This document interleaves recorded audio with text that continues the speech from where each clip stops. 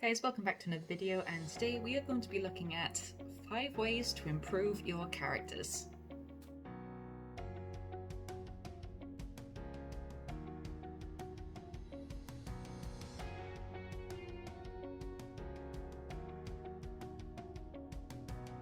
Drive your story, or they should drive your story. They are the backbone, the relatability factor, the entertainment factor.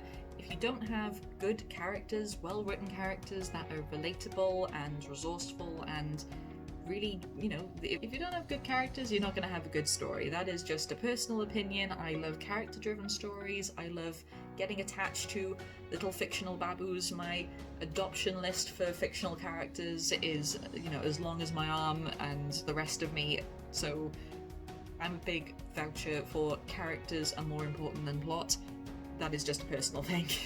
So with Camp Nano just around the corner, planning is well underway, and one of the major things of planning is trying to figure out your characters and why they are there, why they are doing all of the story stuff in the first place. So I have come up with 5 ways to improve your characters. Now I have done videos on characters before, so if you want to check out my channel to find a few of those, then by all means go ahead. This is just a 5 basic things that every writer should consider, but sometimes often forget. Starting off with number 1, goals. Every character needs goals. They need something that they want to strive towards. They want something that is giving them the full reason to continue in the story in the first place. Be it they want to win something, they want to run away from something, they want to achieve something, they want to find somebody, they want to get away from somebody. The list is literally endless of the different types of goals that someone can have. And it is also important to remember of the false goal.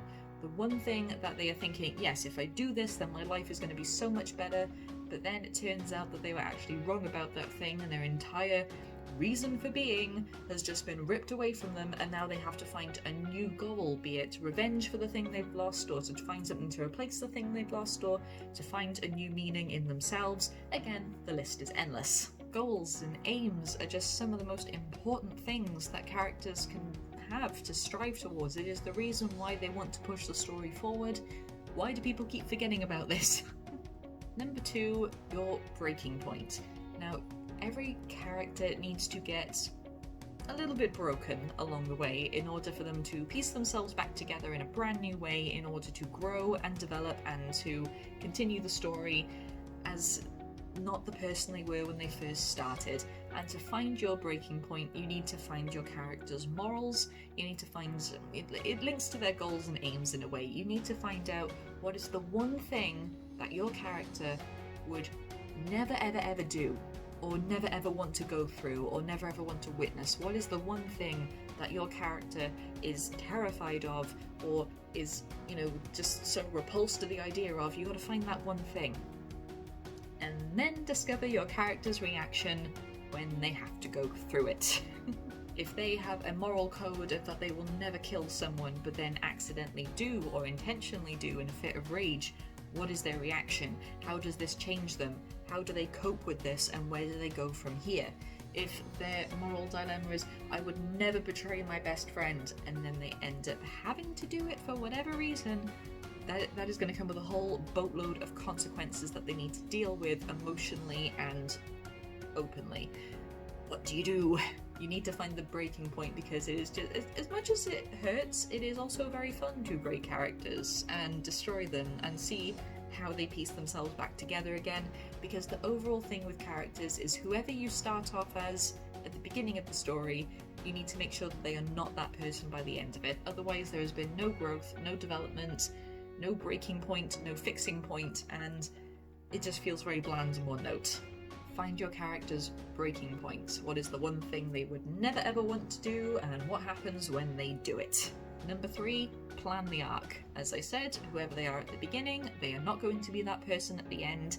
There is development, and there is growth, and there is new characters to meet, and there are new situations to wrap your head around, and there's the breaking points, and there's the making points, and all the rest of it. But it's not just going to happen all in one go, and likewise it is going to be a very dull ride if it is. We all love a slow burn, but we don't want it to be barely a pinprick in the distance. We want one thing happens and how it's going to lead on to the next thing and how they're going to wrap their head around it to get to the next thing. You need to find these points in order to make the arc. Likewise, it doesn't have to be an arc as in they get stronger as they go and then they come into their own by the end of it. It could be an anti-arc where they actually get darker and more reserved and more angry and then turn into a villain of sorts at the end of it. It doesn't matter what kind of arc you're going for as long as you have planned it out and figured out how they're going to become the person that you want them to be, even if it's not the person that they want to be. I have said it before and I will say it again, and because I've said it before, it is why it is number 4. The wordplay is not fun or clever today, you can stop that now. 4 is flaws. Now, no character is perfect, and no character is going to get things right on the first try unless it is a complete fluke, or they are masters at whatever they are doing, and that is rarity. Every character needs flaws, and I don't mean something as simple as, oh, they're clumsy, or oh, they're not as pretty as they could be. I mean flaws as in emotional and physical and things that are actually going to hold them back in some way. Are they very quick to anger? Are they very painfully shy? Do they have some type of fear that is stopping them from venturing forward? What is this flaw that is going to restrict them in some way and stop them from developing, and there's something that they're going to have to overcome and something that is going to cause conflict. Say you do have someone who is very quick to anger, that is going to cause major conflict, which is what we want in a story, because if everything happens smoothly then it would be a pretty boring ride. But how are they going to overcome this? How are they going to register, I might have a bit of an anger problem, and how are they going to tone it down in order to progress? And it doesn't have to be an anger thing, it could be a physical thing as well. Maybe they were injured along the way and they feel like they're not as strong or not as useful as they could be, so how are they going to combat that in some way? Flaws can come in many shapes and sizes and can literally be anything depending on the person and the situation. What could be a flaw for one person could be a plus for somebody else. For some people, having a quick to anger, I don't know why I'm focusing on anger so much, I think it's just the first thing that's come into my head. If someone is quick to anger, then it could be a flaw for one person because they always jump to conclusions and they're always ready to throw a fist and ask questions later, and that can cause issues. But on the other hand, say you're in a situation where you need to fight to survive, where it's not a very talk things out kind of community or area, and you need to fight your way to freedom, then yeah, quick to anger is great because you can just shut your brain off and just go for it. There are two sides to every coin on this one, so you need to find your flaw and how it can be used, exploited, and overcome. And number 5, it is a simple one, it's very basic, but it can be really fun, and that is quirks. Verbal tics, verbal quirks, accents, different colloquialisms and slang, little things like that can really bring a character to life, and it can also help with the voice.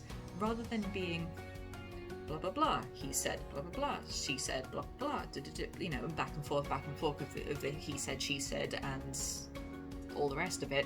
If you have very distinguished voices and verbal tics along the way, then you don't even have to say who is speaking half the time, because we are going to know, because oh, that person has an accent, that person uses this word a lot, that person uses this kind of slang, that person has that verbal tic. You're going to know who the characters are based on the little quirks here and there. It's going to make things so much easier in the writing process because you're not going to feel like you need to over-explain everything. And it's also going to be good for the readers because they're going to feel like, yes, these are strong voices that I can get behind. And that is what you want. You want relatable, strong voices that people can just understand and just jump on board, and it's going to make things so much easier and add so much personality to them as well, because you're going to have an idea of their background, idea of their attitude, and idea of what kind of relationships they have with each other. I've got 5 steps, and this turned out to be a very quick video, which I suppose is what we want. We want quick little hints and tips rather than half an hour long rambles that I've done in the past. I've really taken to doing faster videos at the moment just because I'm aware that with the baby I do not have as much time to film as I normally do, so I'm trying to be a little bit more rapid fire and punchy with them.